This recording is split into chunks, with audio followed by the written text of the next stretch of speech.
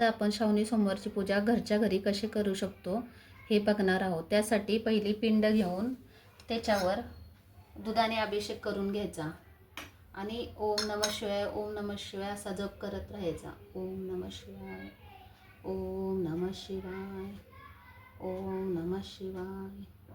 आणि त्याच्यानंतर दुधाने पण अभिषेक, त्याच्यानंतर पाण्याने अभिषेक करून घ्यायचा।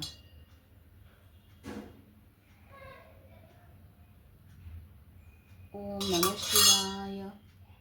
त्याच्यानंतर अभिषेक केलेलं पात्र खाली घेऊन स्वच्छ पिंड पुसून, स्वच्छ पुन्हा पुसून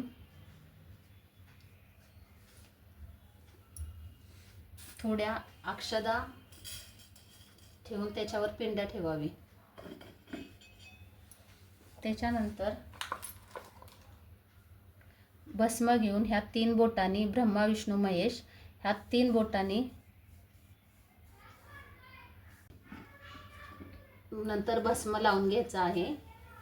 त्याच्यानंतर पांढऱ्या कलरचं एखादं फूल व्हायचे, धोत्र्याचं असेल तर अतिउत्तम। त्याच्यानंतर धोत्र्याचं फळ सुद्धा आपल्याला अर्पण करायचं आहे। त्याच्यानंतर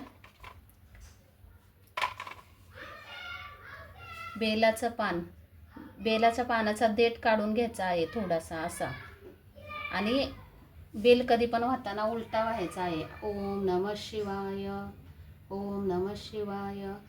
आणि 108 वेळा नामावली म्हणताना फक्त जर बेल नसेल तर फक्त ओम नमः शिवाय नामावली एक प्रत्येक मंत्र म्हणताना फक्त बेल उचलायचा आहे आणि परत व्हायचा आहे।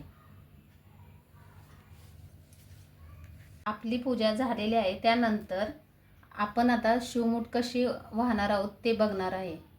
त्याच्यानंतर मुठभर तांदूळ घेऊन, अखंड असे तांदूळ घ्यावे। त्याच्यानंतर हा मंत्र म्हणायचा आहे।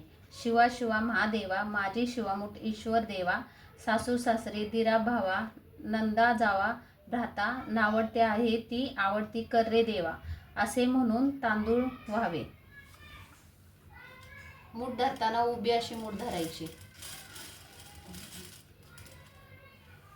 हा वसा 5 वर्ष करावा आणि प्रत्येक सोमवारी वेगळं वेगळं व्हायचं आहे। पहिल्या सोमवारी तांदूळ, दुसऱ्याला तीळ आहेत, तिसऱ्या सोमवारी मूग आहेत, चौथ्याला जव आहेत आणि 5व्या सोमवारी सातू असे शिवामूठ करता घेत जावे। आणि त्यानंतर संध्याकाळी नैवेद्यासाठी दही भाताचा नैवेद्य दाखवावा।